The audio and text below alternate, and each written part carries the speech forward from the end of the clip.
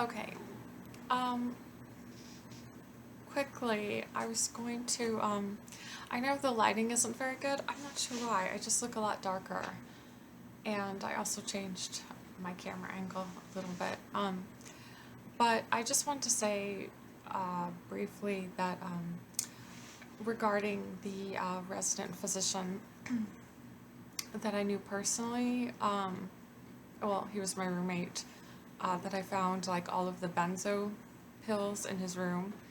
Not that I was really snooping, it's just that like there was an empty waste paper basket like right by the door, and I just happened to see those empty pill bottles, and then I just, I out of curiosity I took them out. I think most people would. I mean, it's not like I went snooping through his personal stuff. It's just that it was just right there. So that's why, and I saw them. They were just empty pill bottles in the waste paper basket. I think most people would have done the same thing. But I actually had another thought, and this isn't really related to the subject of my blog, which is about finding healthcare in Canada, and keeping doctors accountable, but maybe just a little bit related. But I had always like presumed like he went on all of the benzos like sort of after his divorce or like during his divorce or something, um, because he had sort of like done some foolish things and whatever, and that's how the divorce happened. But now I sort of wonder, like, if he was on benzos before, like if this was a longer addiction. And I'm just throwing it out there. I really have no idea. This isn't my area of expertise. But if that kind of, yeah, if it was a longer drug issue than just like after his divorce, or if it caused some of the problems, like some of his foolish choices, like before that situation. I know I'm being really vague because I don't want to go specifically into the details, but yeah, that was just the only thought that I had.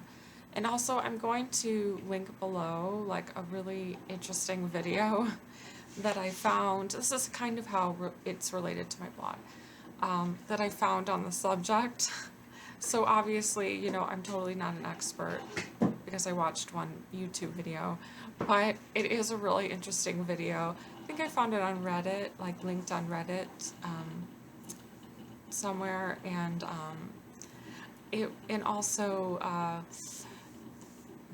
listening to this YouTube video talk this guy who is a ER physician in the U.S. and also he's double boarded in psychiatry. That's kind of, I don't want to say the type of doctor I'm used to from the US because he's an exception. He would be like a really good doctor, but it is really more the type of doctor I'm used to. And this person, I think his name is Chris Blazes. The last name kind of makes me laugh a little bit because he's a psychiatrist. His last name is Blazes, but I think, I don't know, you can tell like when he's giving his talk at the UCFS, San Francisco SF, how intelligent he is, and he's, yeah, that's the type of physician. Not that I would always see a doctor like that in the U.S., but more along those lines. Like that's what I would consider to be, a U.S. physician. I don't know. I've always had pretty good experiences. I couldn't even like find one instance. Like, only once in the U.S. I switched doctors, and I think about how many times I've tried to find a doctor in Canada. It's just crazy. It's just night and day different.